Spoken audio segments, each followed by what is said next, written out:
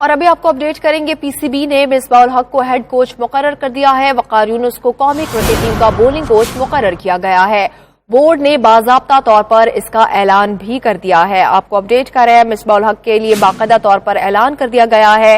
Bowling coach اور head coach کا یہ فیصلہ ہونے والا تھا۔ بالکل باضابطہ اعلان کر دیا گیا ہے۔ مصباح الحق جو ہے وہ 3 سال کے لیے ہیڈ کوچ ہوں گے، جبکہ وقار یونس کو بھی 3 سال کا کانٹریکٹ دیا گیا اور وہ بولنگ کوچ ہوں گے۔ مصباح الحق جو ہے وہ آلریڈی ٹیم کے ساتھ ہے۔ اس وقت جو سیزن کیمپ لگا ہوا اس میں کیمپ کمانڈنٹ کی جو فرائض ہے وہ مصباح الحق ہی انجام دے رہے ہیں اور اس وقت ان لڑکوں کے ساتھ ہیں، اور یہ 3 ہفتوں کا کیمپ تھا جو 7 تاریخ کو ختم ہونے جا رہا ہے۔ تو مصباح الحق پہلے سے ہی ٹیم کے ساتھ ہے، ان کا چارج سنبھالا ہے، لیکن وقار یونس جو وہ سڈنی میں ہے، وہ دینے کے بعد واپس چلے گئے تھے، وہ 1-2 روز میں واپس آئیں گے اور آ کے جو ہے وہ اپنا ٹیم کا چارج سنبھالیں گے، مصباح الحق کی معاونت کریں گے۔ بہت بڑا آنر ہے میرے لیے، بہت بڑی رسپانسبلٹی ہے۔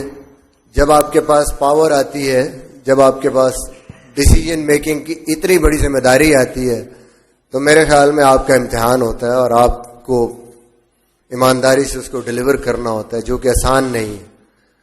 بٹ ایک چیز کہہ سکتا ہوں کہ جس طریقے سے میں نے کرکٹ کھیلی، کوشش کی کہ اپنا سب کچھ جو میرے اندر ہے وہ میں پاکستان کے لیے دوں۔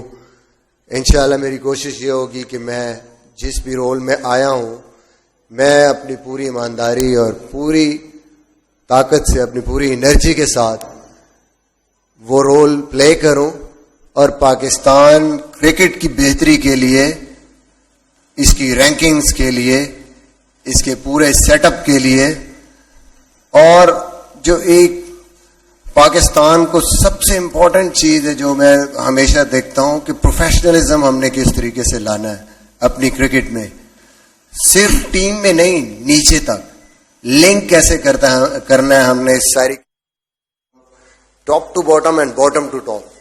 تو یہ میری امپورٹنٹ جو رولز ہوں گے یا میری گولز ہوں گے آگے جانے کے لیے، کوشش کروں گا کہ اس کو اچھے طریقے سے نبھاؤں۔